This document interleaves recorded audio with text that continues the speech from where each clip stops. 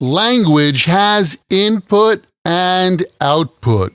Input is reading and listening, and output is speaking and writing.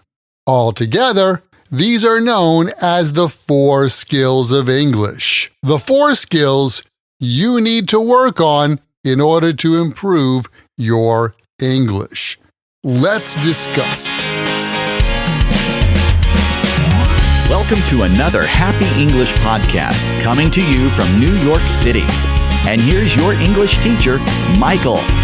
All right. Thank you, John, and thanks, everyone. It's Michael here from Happy English, and I help people speak English better. And this is Happy English Podcast, episode 681, The 4 Skills to Improve English. I recently asked my followers on social media what questions they had about learning English, and I've been going through some of those questions over the past few weeks. I'd like to continue today by talking about the 4 skills.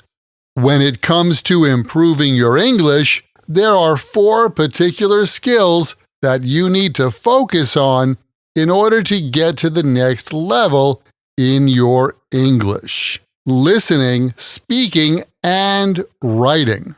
Each of these skills plays a vital role in growing your English as well as becoming a well-rounded English speaker. First of all, let's talk about reading. Reading is input. Reading something in English is going to help you expand your vocabulary, improve your grammar, and gain a better understanding of how the language is used. I look at reading as a summary of the language. It's a review of what you've learned and a window into what's new for you. So, find something you like, a topic you like, and read.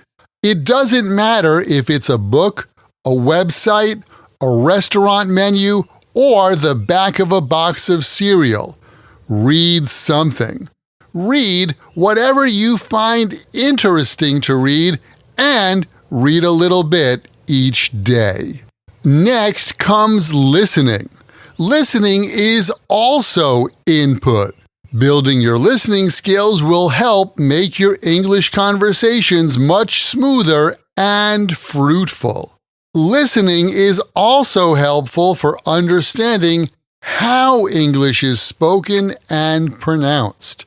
Start immersing your ears in the sounds of English on a daily basis, and you'll start to find that those sounds become more familiar and easier to understand. Thanks to technology, there's almost an endless supply of listening material. You can find audiobooks, radio and television programs, movies, videos, and even the announcements from public transportation if you live in an English-speaking country.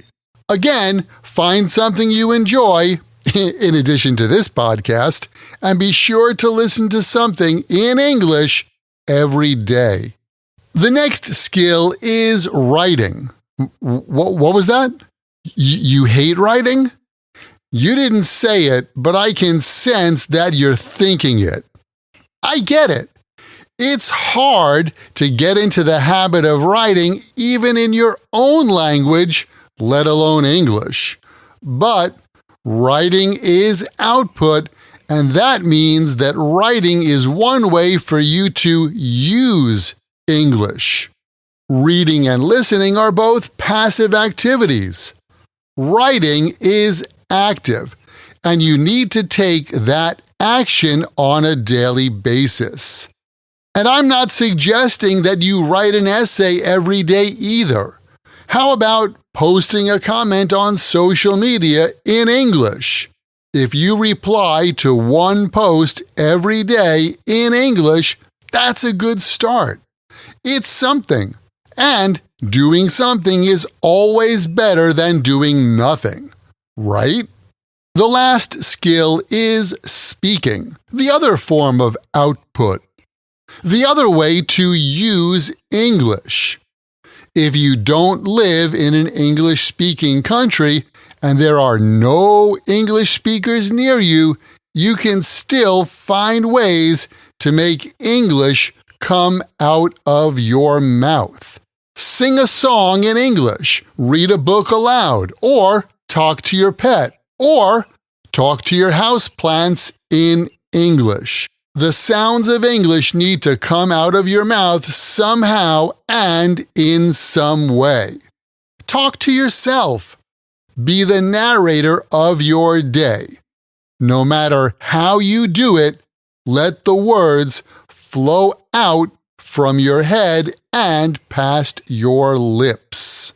Reading, listening, writing, and speaking. Those are the essential 4 skills you need to work on in order to improve your English communication.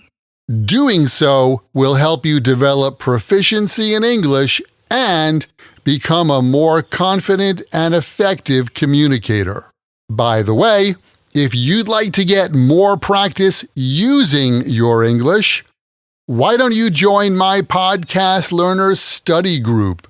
There you can make new friends, join me and those friends for live group coaching every week, plus get the PDF transcript and audio download for every Happy English podcast in the past and in the future.